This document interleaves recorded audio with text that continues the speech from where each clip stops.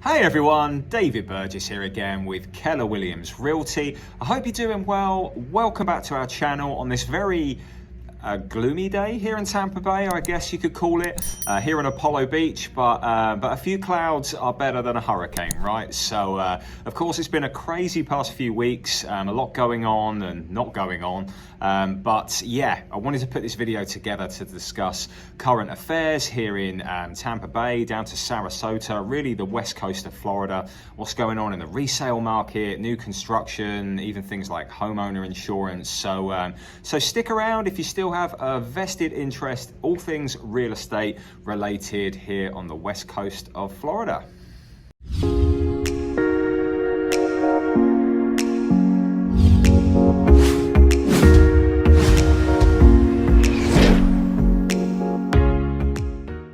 Right then, so I guess the best place to start is the hurricane itself, Hurricane Ian. Yes, it was obviously devastating, to say the least. I mean, it's very hard and very rare in life where you're very thankful but very sad at the same time, and that was definitely the feeling that most people had, because that hurricane was really destined for Tampa, and you should be able to see actually the Tampa skyline in the very distance of this video in the corner there, but that is Tampa itself behind me, but that is exactly where the hurricane was heading for, and which was surprising because Tampa hasn't had a direct hit for like 100 years, so they don't usually hit Tampa, but that all roads were kind of leading to Tampa on that one, and you have to feel very sorry for the people down in Fort Myers, because I do feel like they were, I don't want to say complacent, but I feel like they obviously felt pretty safe there, and it took a turn right at the last moment, and it was absolutely devastating on the coastline around Naples and Fort Myers. So yeah, thankful, because you know, the areas that I cover at least, you know, I've checked in on so many, pretty much everybody that I've worked with before, who is living in the area, or at least tried to, and everybody had very minimal or no damage whatsoever.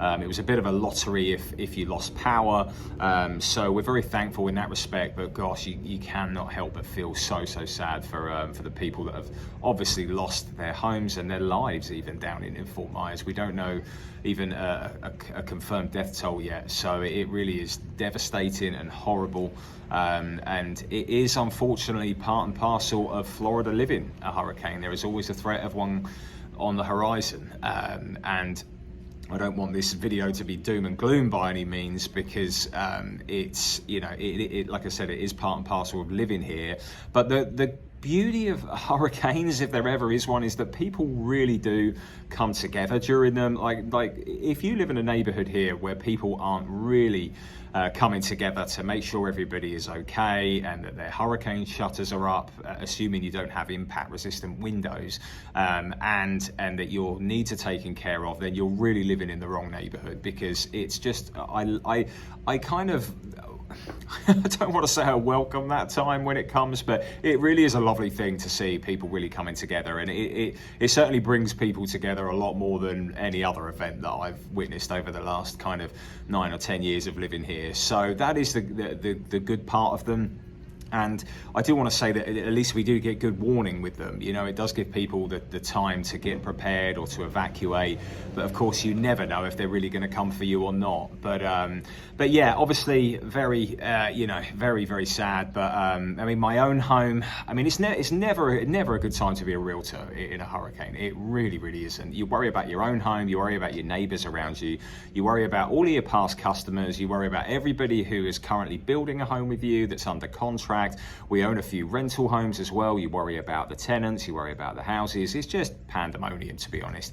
And yes, you've got a few days to prepare, but you know, in hindsight, what I should have done on this time is reached out to everybody that has never been through a hurricane before, who I've helped move here over the past few years, probably 3 or 4 years, but I really thought about that afterwards, and I was calling people that had been through hurricanes before, that were well equipped and well prepared, whereas really that was who I should have focused on. So so apologies if I didn't call you or reach out to you before, you know, before Ian arrived. I know, you know, at least 99.9% of people that I work with are absolutely fine.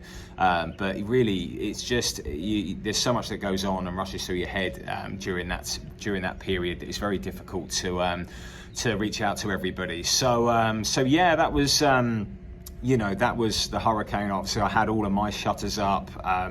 We lost a couple of fence panels, like the side gates to our side yard. They, one of them came off pretty early, and that was outside. So I was out there like a madman trying to get it and put it in the garage before the hurricane got any closer, because that could have been a missile, and the other one I had to strap down.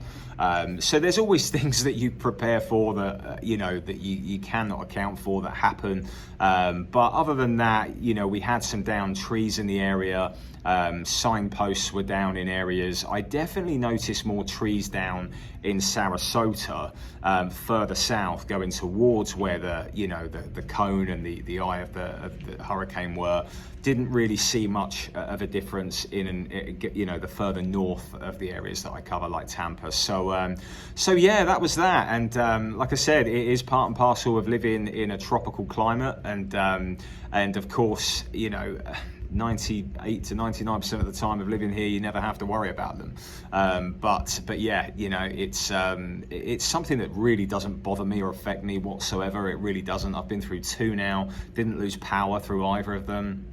But I understand people that do, obviously, get very fearful of them. So yeah, that's all things Hurricane Ian. And let's just move on now to what's going on in the real estate market, because this is a big contrast to how we started the year in 2022. So let's start with the resale market, because we're certainly seeing on a daily basis more and more listings hitting the market, far more than the homes that were on the market turning pending and going under contract. So inventory is definitely increasing, and one thing we are noticing pretty significantly are the price decreases. There are more homes that are dropping in price every day than new homes hitting the market. Just to show you a few of these market watch stats behind me, I've been keeping tabs on these every single day, and at the end of the day, I'll take a screenshot of how many homes hit the market, how many turn pending, and how many price decreases there are. And you can see that the trend right now is that there's just more and more homes hitting the market, and the ones that are on the market are coming down in price, we are really shifting more towards a buyer's market now. Although technically we're still in a seller's market because inventory is low in regards to the historic numbers, we are definitely sliding down that spectrum, and it's becoming more of a neutralized market, and it's actually pretty healthy to see, because it's certainly creating a lot more opportunity for buyers, and those days of the COVID craziness are long behind us now. They really are, and obviously the biggest impact with this is interest rates. Interest rates now are at like over 7%. They are expected to get worse before they get any better. So I'm not expecting a very busy end of 2022. I've still got many homes under contract that are under construction and things, which I'll move on to in a minute.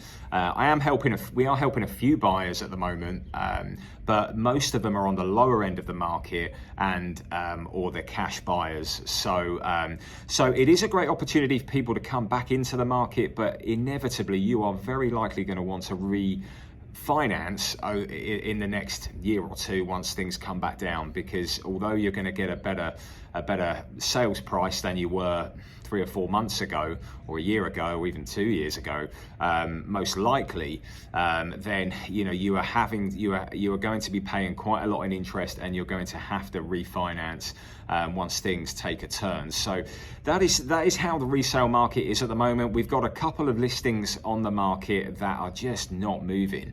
I've got this beautiful home here in Palmetto, which has a deeded boat slip, it's priced on the higher side at the moment. We are going to be reducing it very soon, but it's a very unique home. There's nothing else like this on the market right now. It's in walking distance from the boat slip, and it's the lowest the lowest fees of any new construction community that you'll find that offers homes with a marina or private docks to go out to the water. So this is right on the Manatee River, and yeah, it's just not getting the showings. We've got another listing which is just coming down and down in price. It's been under contract twice, and the buyer has had to pay the seller the escrow amount, which is about $5,000. So the sellers have pocketed like $10,000 from 2 failed transactions because the buyer's financing has collapsed on them, or the buyers have changed their mind.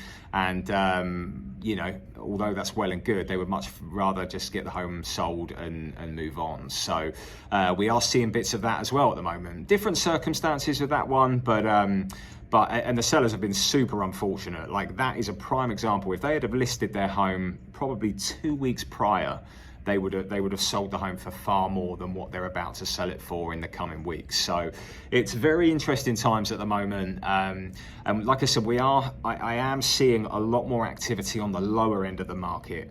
Looking at the homes that are pending, I can notice that probably 70% of them are on the lower end. So this market isn't affecting the very, very top end or the lower end of the market, but that big gulf in the middle, there's a lot to be said at the moment of how the market is shaping up. And I would expect this market to get more opportunity for buyers, and it to become more of a buyer's market over the coming few weeks, at least for the remainder of 2022. I think the start of 2023 will look a bit different, especially if interest rates start to come down.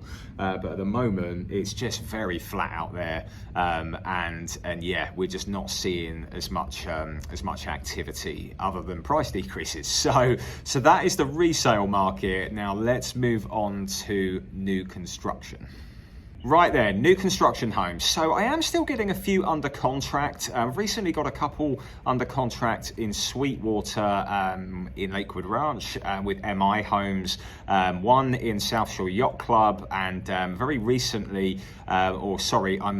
very soon about to be going under contract with a home in Artistry in Sarasota, which really surprised me, as the buyers have been on a wait list for 10 months, and they finally got a phone call to say, you are ready, we are ready to go to contract. So I had completely I even written off that they were going to call them, because Coulter Homes, as much as I love their floor plans, they are the slowest builder in the world, and I'm not exactly looking forward to working with them again. And yeah, there is still, the opportunity for new construction is definitely increasing. That you can go to contract right now in pretty much every community, and most of these builders are offering great incentives to do with closing cost contribution, and even flex cash where it can go towards the sales price or the design center. But negotiation is back. It really is, and I'm so excited to be able to really push the boundaries and make some offers above and beyond of what they're incentivizing.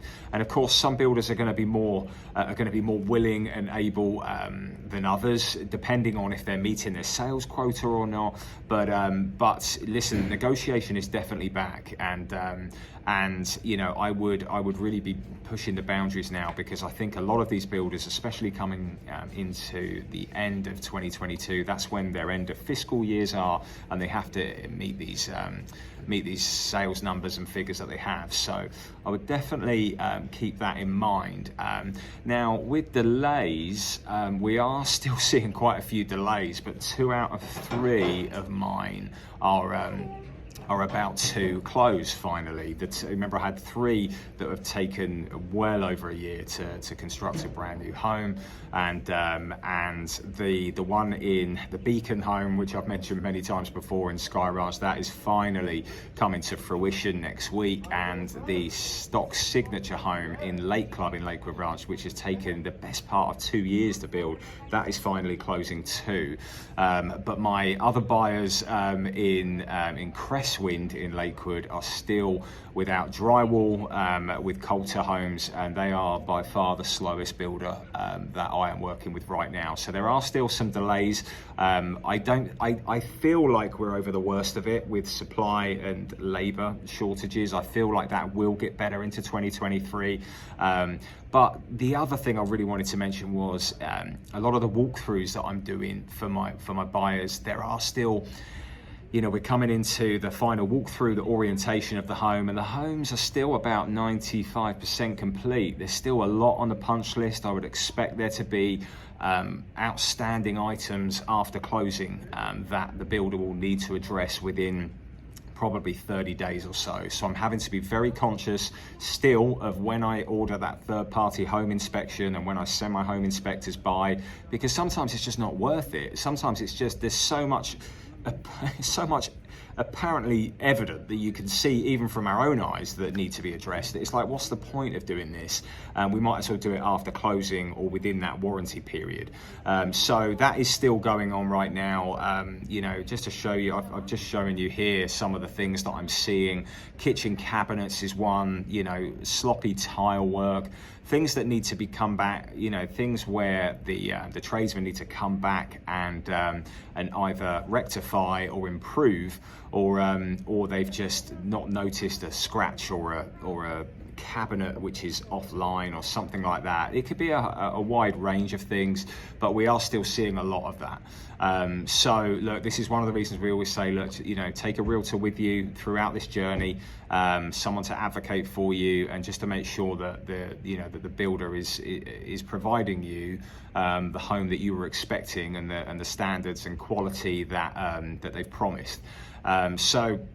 So yeah, that is new construction at the moment. But one thing I would say with either the resale market or new construction is that, you know, really with these high interest rates, you should be expecting the seller or the builder to be crediting you at least the majority of the closing costs. That, you know, it's, yes, they can, sometimes that money can go towards buying down the rate.